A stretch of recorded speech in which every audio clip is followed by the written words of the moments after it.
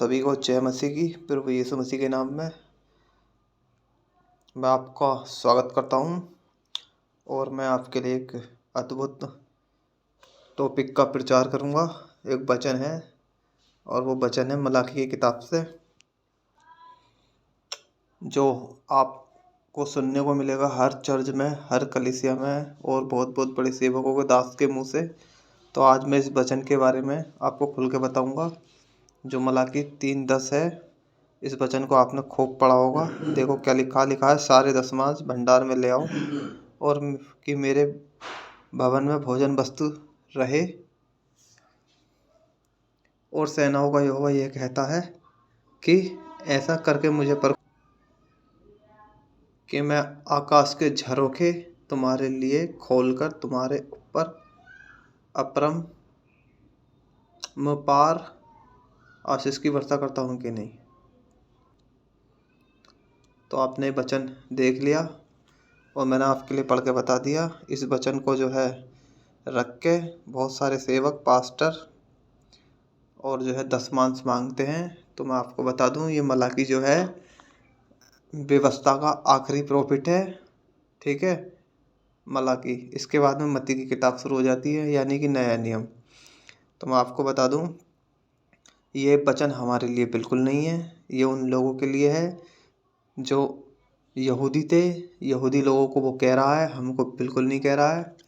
और ये उस समय की घटना है जब परमेश्वर का मंदिर, पहला भवन जिसने बनाया था उसका नाम था सुलेमान राजा। उसकी गलतियों के चलते जो है वो भवन बंद हो गया था। आपको मालूम है उसकी गलती क्या थी? उसने जो है दूर देश की लड़कियों से शादी करी थी, विवाह रचाया था। तो वो अपनी मूर्तें उड़ते साथ में लेकर आई थी।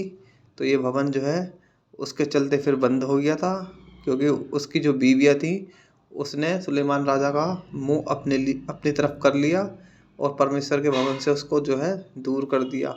फिर ये भवन दूसरा के जब चालू हुआ था, तब ये मलाकी जो है कहता है, और ये परमेश्वर के मुंह से निकला हुआ वचन बिल्कुल नहीं है। ये एक प्रॉफिट के मुंह से निकला हुआ वचन है।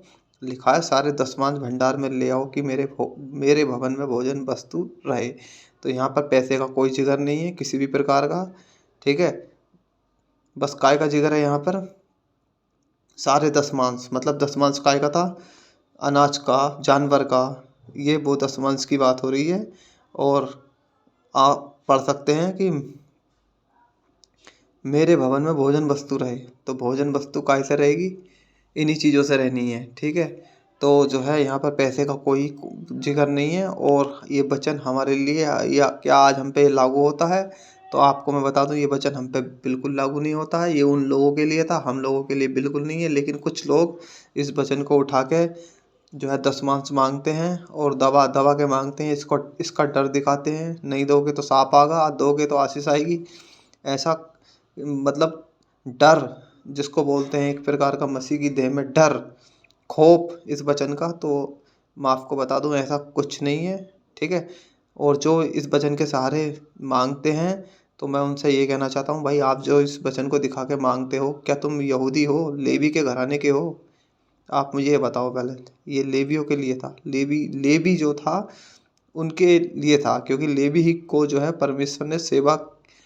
परमेश्वर ने अपने मंदिर की सेवा करने के लिए उन्हीं को नियुक्त किया था। तो लेवी के हिसाब से आप फिर लेवी हो क्या? उनके हिसाब से आप लेवी हो? तो मुझे बताओ।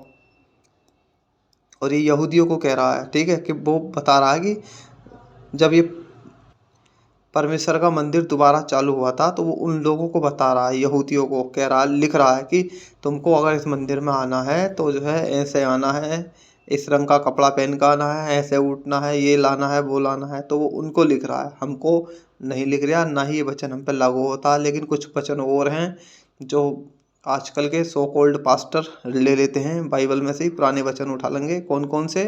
जैसे एक वचन नीति वचन में भी है लिखा हुआ, जहाँ पे लिखा है कि भेंट देने से मार्ग खुलती है, ऐसा करके लिखा है।